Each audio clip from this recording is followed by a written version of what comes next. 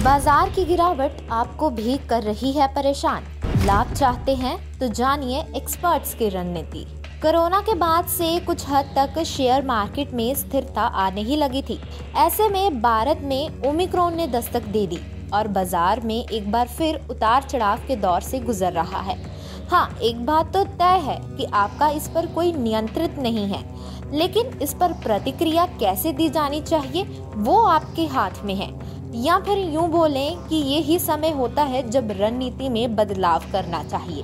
तो आइए जानते हैं वेल्थ को बढ़ाने के कुछ स्टॉक टिप्स। मायूस होने की बजाय निवेश के रास्तों को करें ट्रेस। जब आप कई तरह के एसेट में निवेश करते हैं तो हो सकता है कि सभी निवेश को नियमित रूप से ट्रैक नहीं कर रहे हो। ऐसे में बाजार का रुझान बदलने पर सटीक प्रतिक्रिया देना मुश्किल हो जाएगा।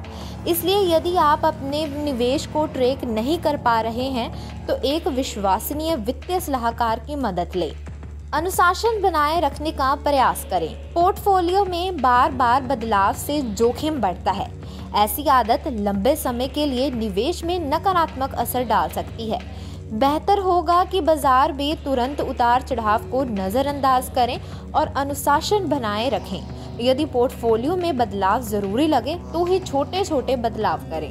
चरणबद्ध तरीके से खरीदे शेयर। बाजार में करेक्शन से ऐसे कई शेयरों की कीमत आकर्षित हो गई है जो एक महीने पहले तक ओवर वैल्यूड थे। ये समय कम वैल्यूएशन पर मिल रहे अच्छे शेयर्स खरीदने का है। हालांकि गिरावट कब थमेगी कोई नहीं जानता, इसलिए हर गिरावट में थोड़े थोड़े शेयर खरीदें, इससे ओवरेजिंग हो जाएगी। घबरा कर कोई भी फैसला ना लें।